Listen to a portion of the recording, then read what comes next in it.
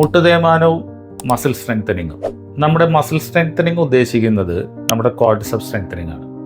Quadriceps എന്ന് പറയുന്നത് നമുക്കറിയാം, നമ്മുടെ മുട്ടിന് മുകളിലുള്ള ബൾക്ക്, തുടയിലുള്ള മസിൽ, അതിനെയാണ് ക്വാഡ്രിസെപ്സ് എന്ന് പറയുന്നത്. നമ്മുടെ ഈ മുട്ടിൻ്റെ നിവർത്തുന്ന ജോലി, മുട്ട് നിവർത്താനുള്ള ജോലി ചെയ്യുന്നതാണ് ക്വാഡ്രിസെപ്സ്. ക്വാഡ്രിസെപ്സ് വീക്കാവുമ്പോൾ അല്ലെങ്കിൽ ബലക്ഷയം വരുമ്പോൾ നമ്മുടെ മുട്ടിലോട്ടുള്ള ലോഡ് കൂടുകയും സ്ട്രെസ്സ് കൂടുകയും, അപ്പോൾ ലോഡ് കൂടുമ്പോൾ മുട്ട് തേയ്മാനത്തിനുള്ള സാധ്യത വളരെയധികം കൂടുകയും ചെയ്യും.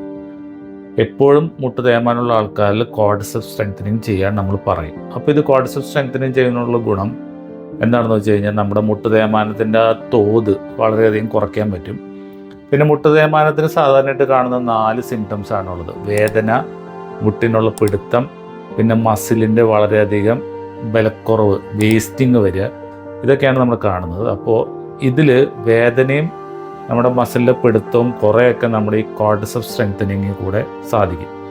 പിന്നെ ഒരാൾ എക്സസൈസ് ചെയ്യുമ്പോൾ ആളുടെ കോൺഫിഡൻസ് ലെവൽ കൂടും, പിന്നെ അവരുടെ ഒരു കൺട്രോൾ കൂടും. അപ്പോൾ നമ്മൾ വീഴാനുള്ള സാധ്യതകൾ കുറയും. അപ്പോൾ ഇതിനൊക്കെ എക്സസൈസ് വളരെയധികം വേറെ രീതിയിൽ സൈക്കോളജിക്കൽ ലെവൽ സഹായിക്കും. അതുപോലെ തന്നെ മുട്ട് തേയ്മാനം കുറയ്ക്കാൻ ഈ ക്വാഡ്രിസെപ്സ് സ്ട്രെങ്തനിങ്ങും അതുപോലെ തന്നെയുള്ള എക്സസൈസുകളൊക്കെ വളരെയധികം സഹായിക്കും.